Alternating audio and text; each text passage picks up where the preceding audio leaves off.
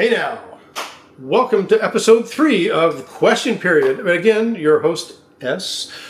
Is it sexist to say host? Yeah, okay. We don't say that.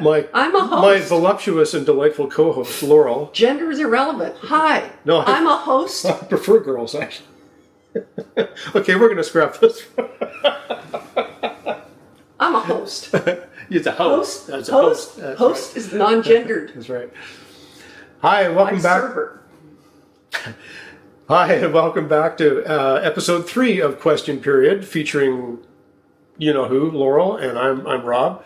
And we have a few more questions that we're going to try to run down and answer for you about traveling to Vietnam and Da Nang in particular. Yes.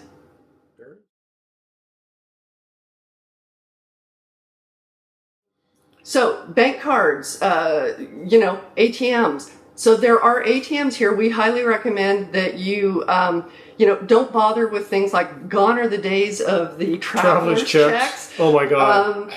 And you don't really need to get Vietnamese dong, that's the currency here, before you get here.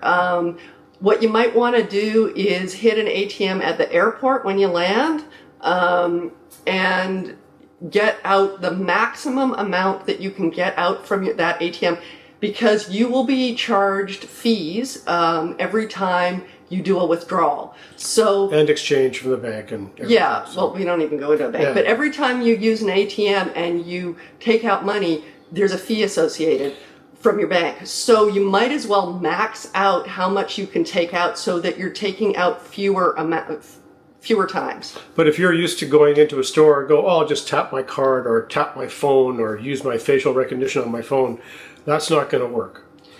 But that being said, so my Visa card, the actual card, not doing like the Apple Pay thing or using your phone, but the actual card has worked for me in several places. But most of the places that we eat only take cash, right? The card works if you're getting a massage or if you're going to an actual supermarket as opposed to a market.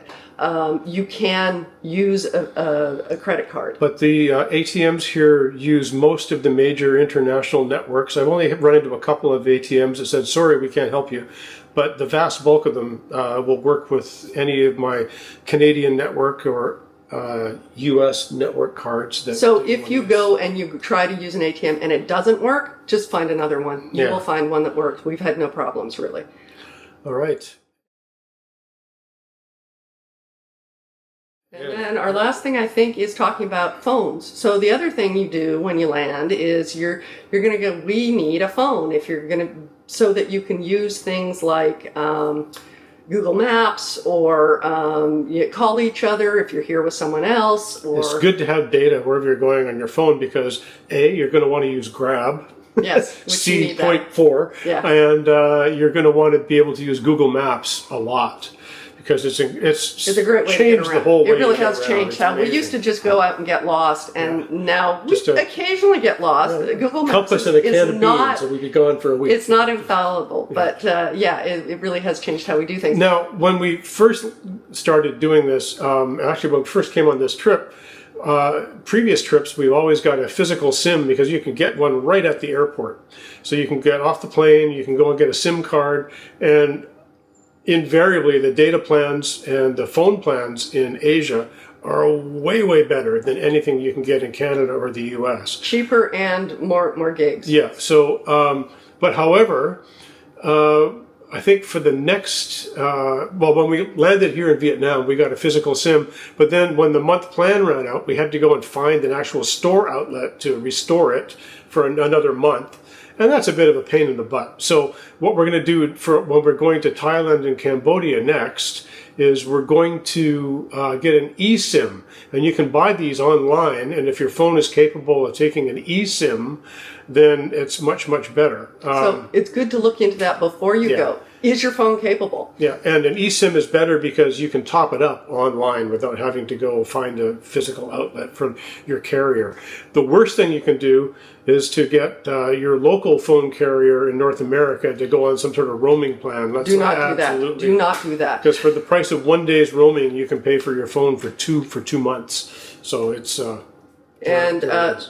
we did find that the SIM card, the physical SIM card that we got here this time was more expensive than previous. 5 years ago it was cheap, and this time it was not as cheap, still cheaper than Canadian, but you know, and it looks like eSIM is the way to go if you have a phone that can do that. So. There it is. Is there anything else that we wanted to share? Other things to do before you leave? Anything about the airport? We'll probably think of something, but we'll say more later. But by all means, if you've ever considered coming to Vietnam or Asia in general, don't let apprehension stop you from doing it, because it's not hard, and it's so worthwhile. You're just going to love it. And mostly people are going to help you. Yeah, that's really a thing. People are, generally speaking, want to help, and it's well worth the experience. But please also, if you have more questions that come up, if you're thinking about a trip like this and you want some answers to things, if we can answer them, we will. Please leave us some questions down below, and we'll do our best to answer them in the next one. Great.